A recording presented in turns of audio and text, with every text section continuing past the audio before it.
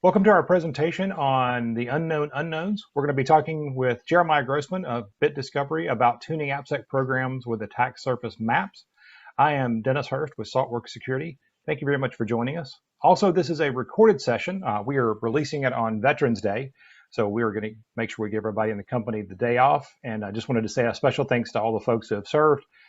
Thank you for your service. We appreciate it. As a veteran myself, I certainly appreciate everybody who has served. So thank you for joining us. Excellent. Dennis, good to be with you here. I'm giving a presentation on AppSec again. So it's not attack surface mapping as it relates to AppSec. So this should be fun. Again, for everybody here, I'm Jeremiah Grossman. I'm the founder and CEO of Bit Discovery. In a prior life, I was the founder and CEO of White Hat Security. So I've been doing application security for about 20 years now. And this is the problem I wanted to focus on. But before we begin, let's talk a little bit about Saltworks. Yeah, appreciate it. Thanks, Jeremiah. I think you and I actually, as the gray hairs probably show, you and I have been doing this about the same amount of time, going back to the old web inspect days. So certainly seen a lot of these issues for decades now, which is a long time. Yeah. So Saltworks, we're an application security consulting firm. We help people build and run AppSec programs. So the idea is pretty simple. We want to help people integrate application security into their development processes. That's our goal as a company. It has been since we started about 7 years ago, really as an outcropping, if you will, of the experience, like Jeremiah was saying, going back a lot of years of seeing the industry grow up and just seeing needs that we saw.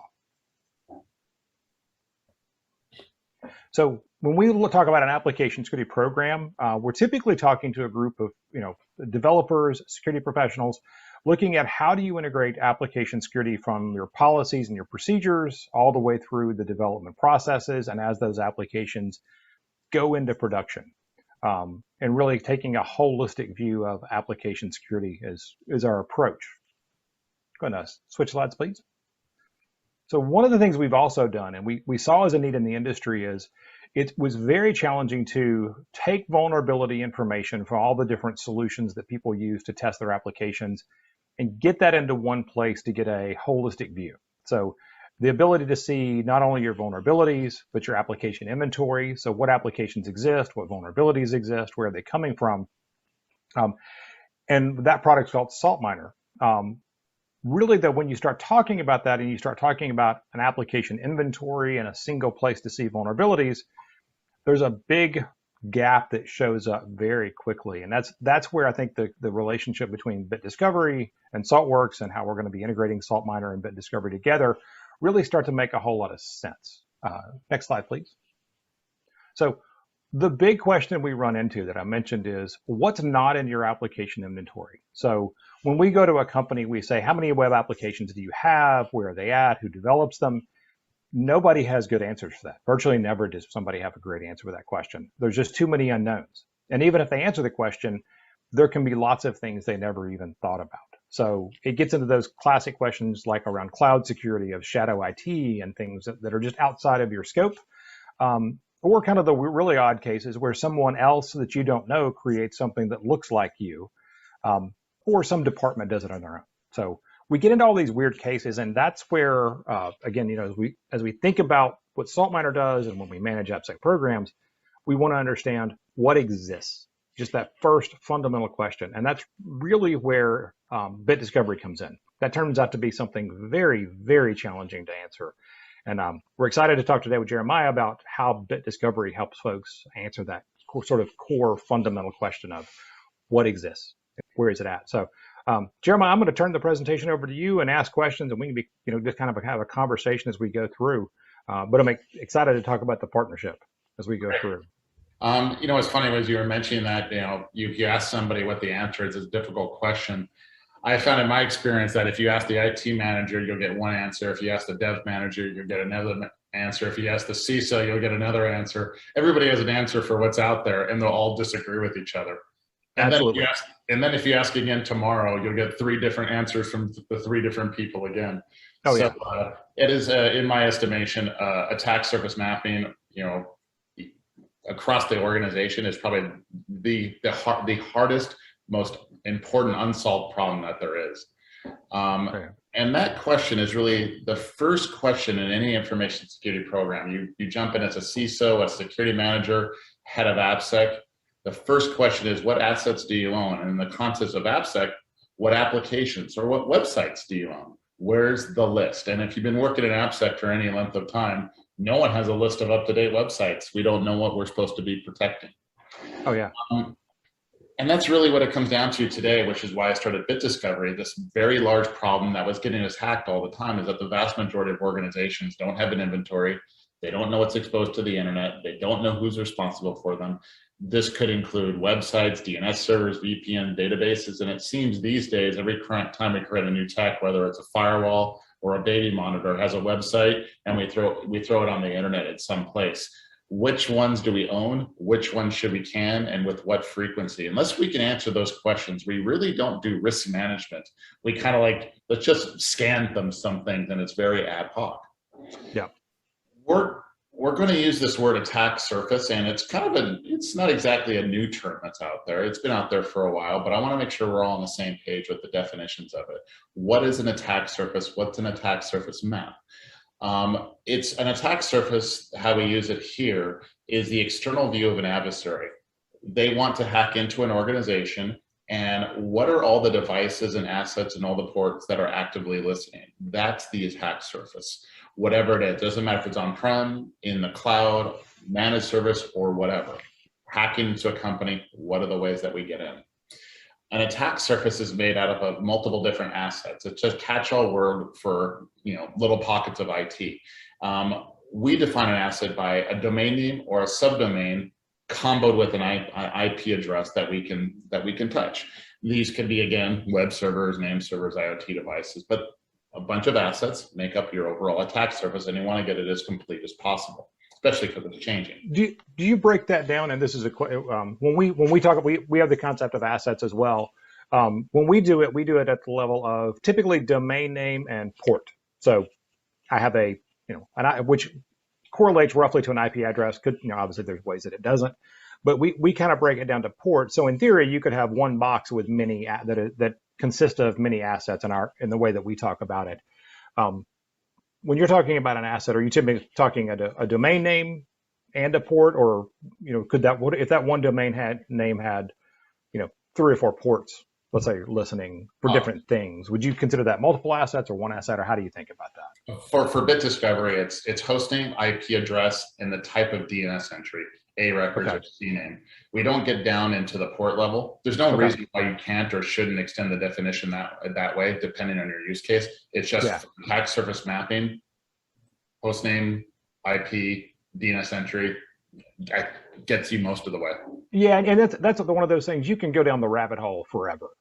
You can get into virtual applications, and it really is. There is no perfect answer. So good. So okay, perfect. So for the purpose of all of this presentation, when we say asset, we're talking about that domain level asset. Got it.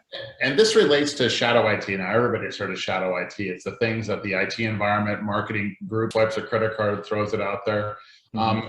The things that you don't know about generally is shadow IT. Now the thing is, shadow IT is too big of a term. I like to add 3 to parse it out into 3 different ways. There is the shadow asset. It means the host name and IP address that you didn't know existed.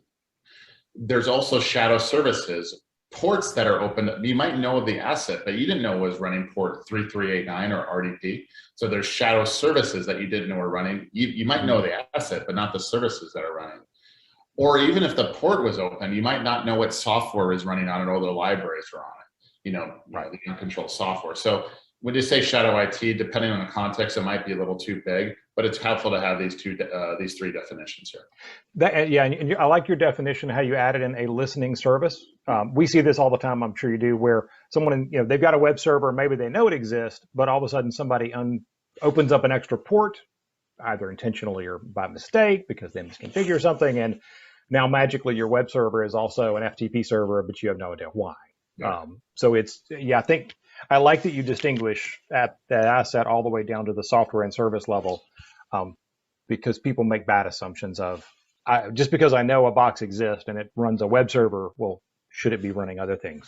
And that gets exactly right.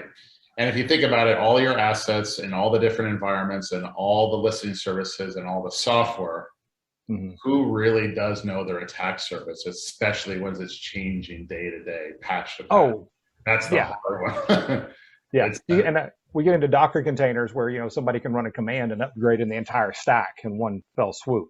Exactly right. Merry Christmas. Now now it all changed. And this is right here, this lack of attack surface understanding is really what gets a lot of companies into trouble. Yes, websites will get hacked, different things will get hacked, but usually when you read the news, you don't really get a good sense of, did they know that asset existed in the first place when it was hacked? All you'll see is it didn't get patched or it had a weak password or something. There was a really, the very much widely used Equifax breach, was, countless lessons in there. The narrative that you'll see when you'll see the story of why Equifax got hacked, you'll see in the news everywhere that it wasn't patched. And while that was true, that is definitely not the whole story. If you read the actual FTC complaint, it says right in there that Equifax did have a vulnerability management program. They did find those struts vulnerabilities that got Equifax hacked. They did patch the issues. The problem was that the website that got compromised wasn't part of their vulnerability management program because they didn't know it existed. That's why. This one was interesting to me. Everybody talks about Equifax like you're saying because it's big, but to me this one had an interesting aspect to it, which I think directly relates to what you're talking about. This was the first time I saw where the excuse of I didn't know it existed went out the window. From Congress when they interviewed the CEO all the way down to to the filings, that argument of, oh, we didn't know, so we sort of get a pass because we were ignorant.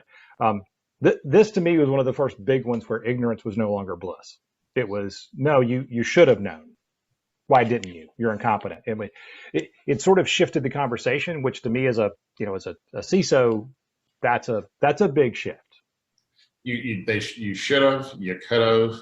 Yeah. And what we really saw here is that if somebody just found this website and put it in the vulnerability management program, we wouldn't have a $300 million loss and we wouldn't have all this lost data. It's really just that simple. It's funny how we're not getting hacked these days by anything that impresses us. We're getting hacked because we have too much stuff online and we don't know where it is. Oh yeah, absolutely. All right. The lesson we can learn is you can only secure what you know you own. So that's what we have to get to the point of. All right, so now everybody's bought in. We have to have an attack surface map. Great. That is way easier said than done. This process of creating an attack surface map may sound simple. It is not. It is by far the hardest technology challenge I've ever come across.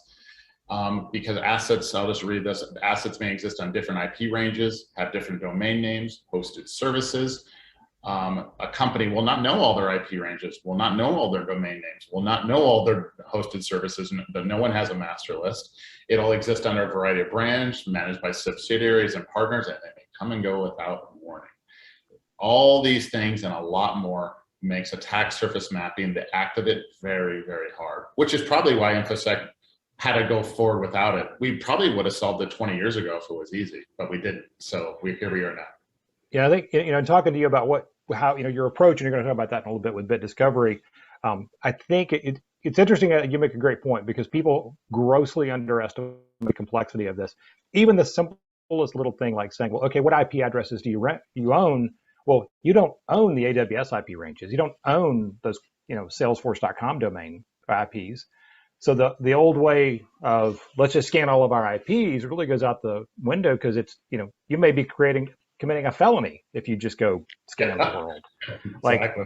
you can't use the old tools, so you're kind of in this catch-22. Well, what do you own? Well, I don't know what I own. I don't know what I don't own.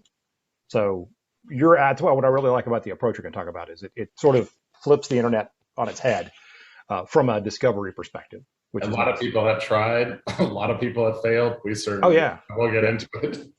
All right, so let's say you have an attack surface map. What is this thing useful for? Well, we talked about vulnerability management and patch management. Great. A lot of times you might need an attack surface map if you're relying on a third party. You want to do third party risk management. We see attack surface maps and mergers and acquisitions, cyber insurance, policy compliance, and all down the range. It's incredibly helpful to know what it is that you own, but also what other companies own, depending on your job position and what it is you're doing. knowing all these things is incredibly valuable and helpful. Yeah, it really, I see it as an enabler to it's the way to actually get the value from your existing investments. Exactly. You're doing all these things. In our case, it's application security, could be network security. The ability to have the right starting point is huge. Because vulnerability scanner is only good if you can actually scan it. What we find from our customers when we get in and engage with security or even the AppSec group, and all of a sudden they have an attack surface map, other groups start coming to them going, hey, can we get a slice of that data for something else? And they go, yeah, sure. So all of a sudden, like, security becomes useful for many other groups within the business. It's pretty cool. Absolutely. And then there's one thing I want to talk about is this patch rate. So you need to have an attack surface map, especially if you have a large sprawling environment. We see all the time that there's a 0 day in a wild or a late breaking vulnerability that's really important, really severe, and you got to patch it quick. But if you have a few tens of thousands, 100,000 of hosts, you don't even know where you might be vulnerable to it. And it's going to take a while for the various scanning engines to implement a check and to scan the whole range, days or weeks. So one of the times attack surface mapping becomes useful is Microsoft issues an Exchange patch, or where are we running Exchange? When you have a good attack surface map with filters, you can surface those in seconds and go, okay, you need a patch or do something about these Exchange servers here, well ahead of the vulnerability management space having the checks ready to go. Yeah, that ability to focus is huge. I mean, you've got your example is I have a service, it's vulnerable, I need to go fix it. That implies urgency, but it also helps you on the other side of I may have something running, but it's not accessible from the internet. So while you should fix it, you may want to fix other things first. And that's always a challenge security people have is what do I do first? I can't fix the world. What's the first thing? Where's the burning fire? You can't fix everything at all times. You got to prioritize. We have limited resources. Absolutely. All right.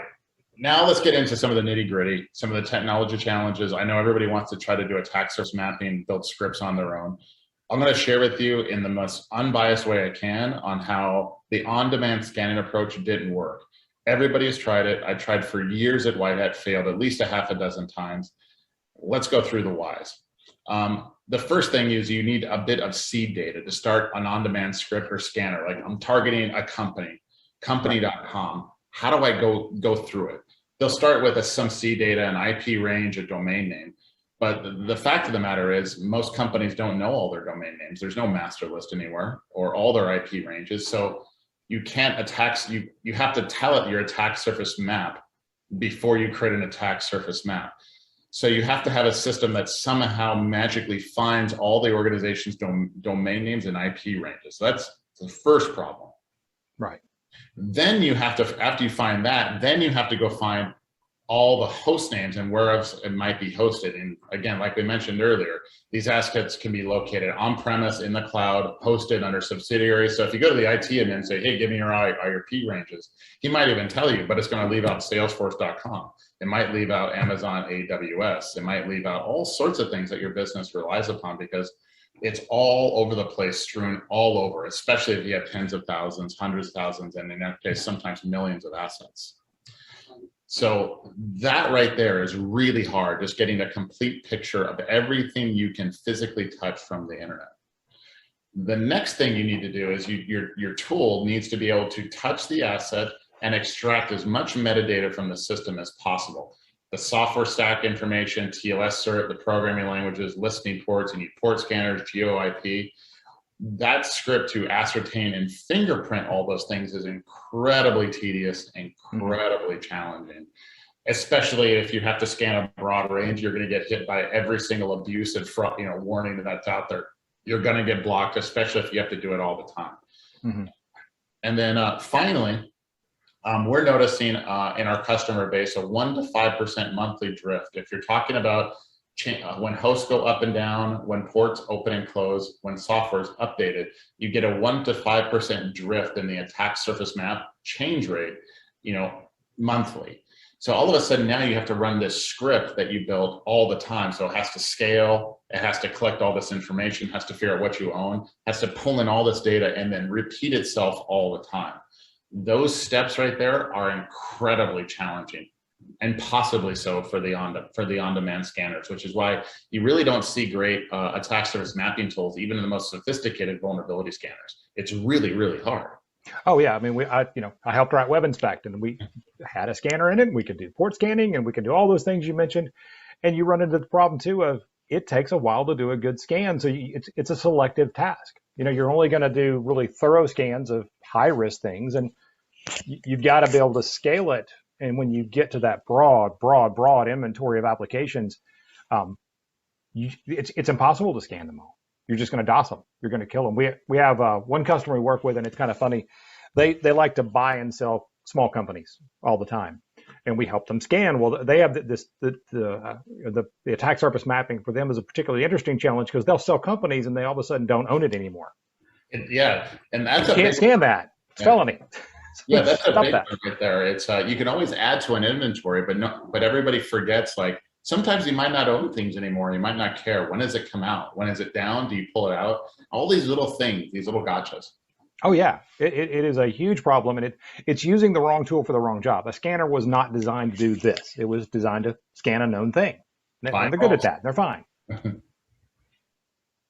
So a lot of times the do-it-yourself in-house tools, which everybody tries. There's nothing wrong with having tried, but it's just not going to work all that well. It's usually it's for one person to run on a corporation, probably in a small group. It's not going to be enterprise-wide. It's not going to scale to big companies at the very least. Right. The results from these tools are always incomplete and erroneous. And you'll get into the Equifax problem that it's incomplete, it's erroneous. You're going to miss a system that you should have scanned and get hacked. And then you might get an FTC complaint. You really don't want that. Yeah. Then there's going to be limited integration support because these tools are complicated. It takes a lot of work to build them. You want to be able to extract the attack surface map and pump it into your vulnerability scanner, to your bug tracking systems, to your threat intel feeds or whatever. So all those integrations of where that data becomes useful, it's just hard for any one person to build.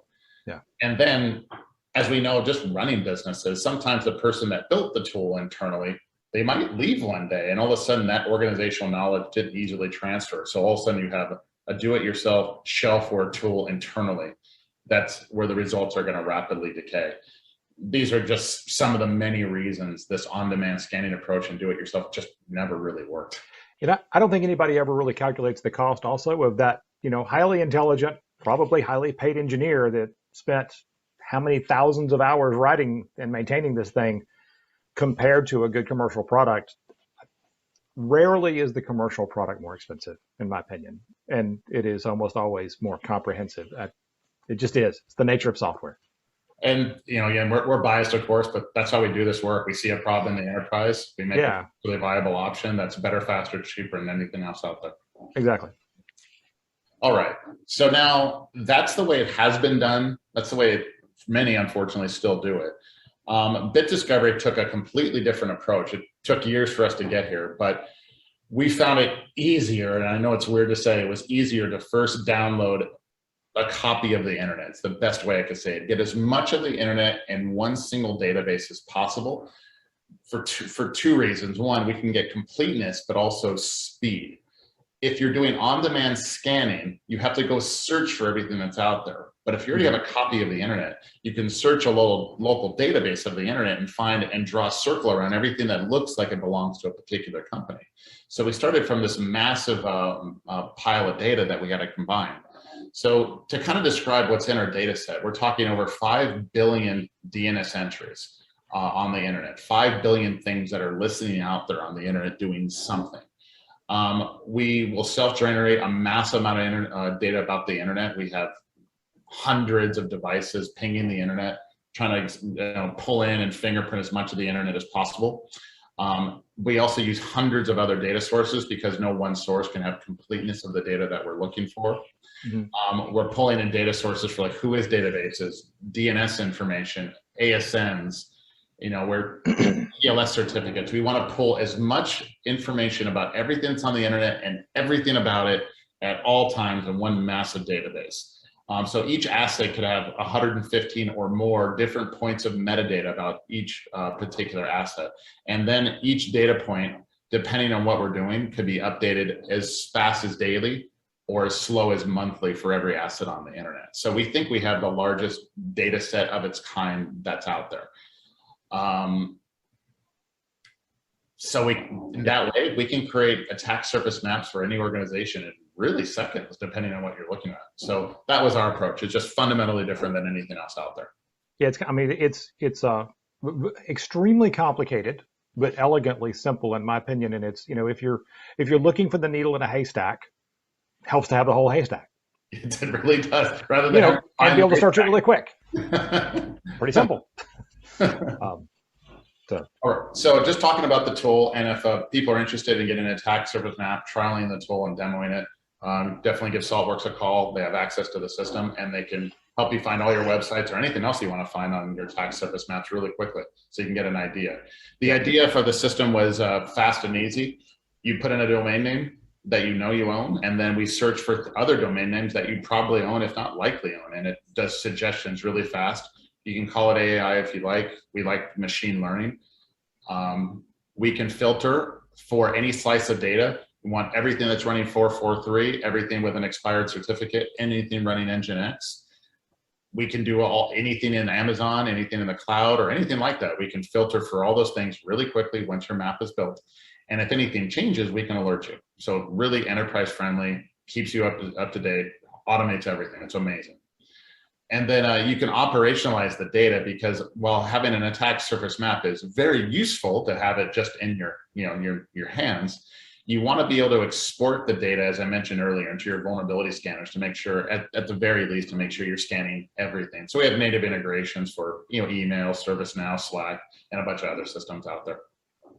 Right, and that's, from our perspective, that's one of the things we're excited about, the ability to take this data, which is critical to a company, pull it into our solution, SaltMiner, so that we can say, well, here's the things you're actually scanning and pen testing and doing all the work on, and here's the things you probably should go look at and decide if this is something you want to do. So we're one of the the integrations that would operationalize that down. But there's lots of other ones. There's GRC systems, like you're saying. There's so many other uses for the data in different places, which is awesome. Exactly. So our mission was to be super fast, easy, accurate. That was what we wanted to do, and that's why we had the sunk cost of having copies of the internet, everything that Google doesn't have. Right. All right. Now, so this is an AppSec presentation. We're talking a lot about attack surface mapping. Now, and let's say you want a complete list of websites.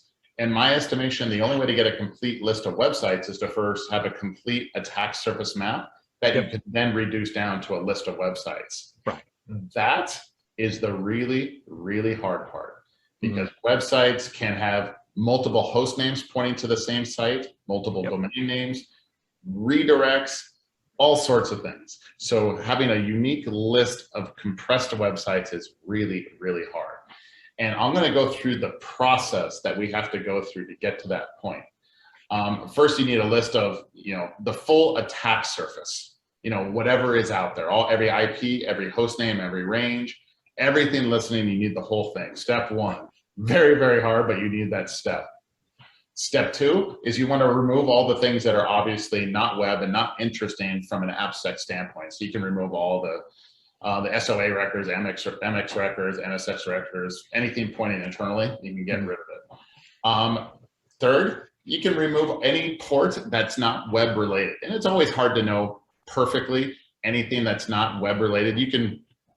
Most things are on 80 and 443, but there's also things on AppSec related things on 80 and 8443. And there might be some other ones depending on your organization, but you want to quickly discount anything running on 53 or 22 or the SSH ports and things like that. Right. And the ability to tune that, you guys give the ability to tune how that decision set is made. So this is kind of the most common workflow. But if I said, let's change our searches a little bit, I like that. I like that is configurable, which is nice. Yeah. So this is something that when I get to the whole process, it's fully automated, and we can change it to make it particular to the organization. But let's just say someone started with an attack surface map and they wanted to do it manually their own. This is the process that they would have to go through. Right, which is onerous on the even start. Yeah. The next step is protocol fingerprinting. Just because something's listening 80 or 443, 8080 or whatever, doesn't mean it's web. So you have to protocol fingerprint everything to make sure it actually is web. The next thing is you want to weed out broken websites. And you might imagine a lot of websites are plain broken. Something might be listening on 80 or 443, but you connect to it, it quickly kicks you off. doesn't respond or something's weird going on. So if the site is broken or otherwise inoperable, it's not going to make a great candidate for scanning. So therefore, find the broken website, dismiss it. Then now you have to, now you get a pretty good list of websites. Then now you want to see what's on the website. So when you connect to everything, when the HTML is returned, you want to look for telltale signs of importance, login, password fields. If it's SSH, just different telltale signs of this. If this website interesting, because not all websites are created equal, not all that need the same in-depth scanning as another. Right. Then there's also on the opposite, the telltale signs for lack of importance. What would be a sign of lack of importance? It might be a default website or something like that, or purely like brochureware or something. Somebody's printer. Yeah, exactly. Somebody's printer. I'm an HP printer, but okay, shouldn't be on the internet, but It might be on the internet. You go, yeah, well, that probably shouldn't be on the internet, so close it off. Don't need to scan it though. Yeah. Then another sign of importance, and also a way to compress the unique websites, is to count the redirects. When you connect to a website, you want to see where the website is redirecting to, whether it's by DNS or by HTTP. And then you keep a counter. What we found is that a website, when you have a whole bunch of host names redirecting to one website, if that website has a lot of redirects pointing to it, that's a sign of importance, and that is the main website. So you want to be able to touch everything and track the redirects. And then finally, when you have all this done, then you can start filtering and sorting the list down to a unique set of websites and rank their importance. These are the steps of going from a attack surface map to an orderly list of unique websites. And this is one we spent a lot of time and energy automating. So we can just go, okay, that company has an attack surface map now, run this process, and now we got a list of unique websites with scores. And then you can go like anything that's a score of 50 or higher, we scan, and anything below every once in a while, or maybe not at all, your choice. Right, and they could choose the level of scanning from a simple quick scan to something that authenticates up to a full pen test, and it's kind of, use it as a way to focus their efforts. Exactly. And see where they're not focusing when they should. One of the things I wanted to bring up is that when we touch websites, we're screenshotting everything on the internet. So I think we have the largest, most scalable screenshotting system on the planet. You'd be surprised how useful this is when you're skimming a bunch of websites and you can spot default IIS instances all over the place, or what is that, or that's on the internet. Screenshots help a lot, but you have to have a fully scalable screenshotting engine. Yeah. That one we found incredibly handy. Like you're saying, it's amazing how fast you can just scroll down and go, that's important, that's garbage. Just versus like it might show 500 error or 404 not found, doesn't redirect anywhere. It's just a garbage website. Oh yeah, we see stuff like that all the time. Or coming soon. Well, okay. All right, so let's talk about the lessons and how not to get hacked. So we've gone through what is attack surface mapping? What is the importance of it? What can you use it for? How attack surface mapping was done in the past, the modern approach now. Now, from all the things that we learned, Dennis and I have been at this 20 years, what are some of the lessons that we can get in how not to get hacked? So let's net this out. Most companies don't know what they own, who's responsible for them, or anything about them. Mm-hmm. The second problem is when you start scanning these websites, and this is exactly the reason of the many reasons Saltworks exists. On average, only a fraction of a company's assets are covered by vulnerability management in general. Maybe 10 to 20% of websites are even scanned. Think about that. And then the third thing is when we read all the industry reports from all the vendors, only half of the vulnerabilities will ever get fixed. And when they do get fixed, it takes 6 months or so to do so. These are the three things that get websites hacked and why we see in the news all the time. These are the areas, these are the main problem spots we solve. We can start solving things. AppSec goes way better versus anybody else. Yep. And I think this has been true, but gotten significantly worse over the 20 years that I've been doing this. It was bad when we started. It's almost absurd at this point. It was just a lot more websites. I mean, I think I got on, when I started Whitehead, there might have been 50 to 100 million websites out there. And now there's well over 1 billion, maybe 2 billion websites. I mean, thank goodness for firewalls and default deny, because they just pushed everything to 80 and 443 to bypass the perimeter firewall. Oh yeah, it's so much just easier. And and so many with microservice architectures, it's the philosophy of building, which is a good way to build things. We have lots of little services. Well, lots of little services leads to lots of little web servers and lots of domain names and just stuff. System, what you think of as a system ends up being, 10, 20, 100 assets that act as a thing. But from the security perspective, that's challenging. So AppSec becomes, all the problems are solvable, but AppSec, I think more than anything else, becomes a problem of scale. Yeah. How do we solve a problem and scale it up to the size of the enterprise, whichever one you're working at? Yeah. If it doesn't scale, it's not a web security solution. Yeah. All right. So now, first thing we got to do is got to discover everything 24/7. So what we can offer is 24/7 curated attack surface management, combined with customized risk alerting and seamless integration of vulnerability scanning. Imagine that. This is something that should have been done in AppSec a decade or more ago. It didn't. It's here now, finally. Yeah.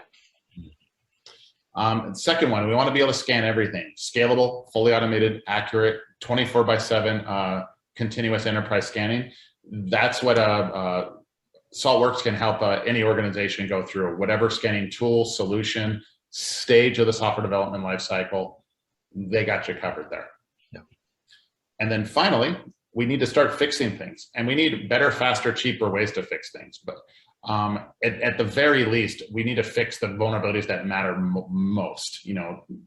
Whether we want to fix the SQL injection vulnerabilities in the important websites, not just right beyond the range. That's a good point. We do see a lot, and I'm sure you've seen this, where people come out and go, "We're going to fix all SQL injection this year on everything." And sometimes you're like, "Why don't you just kill those websites?" Yeah, you can just turn them off. Just stop that. Turn it off. That's the best thing you can do. But that's that's taking that approach like you're talking about, where you say, what's important, what's going to get me owned, let's go focus there, and then work our way down in a rational way. You have to have a picture of everything to start to do that. And the CFO will be very happy to turn off systems that they don't have to pay for any longer. Saves a lot of budget dollars that way. Oh yeah. So we need, again, holistic, realistic, and prioritized vulnerability remediation. I know that's hard for a lot of organizations, but there is help that's out there. So right there, 1, 2, 3 sounds simple, but that's what AppSec needs. That's what AppSec needs to do, and we'll get a lot farther. Yeah, so absolutely. That brings us to the end. We're recorded because it's going to be shown on Veterans Day, but we thank everybody for taking the time with us today. If there's questions, if you want to give Saltworks and Bit Discovery a try, sales@saltworks.io. If you have a technical question for Dennis or myself, or questions in general, those are our email addresses, and happy to answer anything anybody has. Yeah. Jeremiah, thank you very much for joining us today. This has been a really good talk. I think it's an important topic. It is a really innovative approach, which is exciting to us. I think that's it's filling a gap that we've seen for years, and it's exciting to partner with you guys. So we look forward to working more together on the partnership and with a lot of prospects and customers. And I think it's a great solution. So thank you very much. Appreciate it. Hope everybody has a great Veterans Day. Thank you, everybody.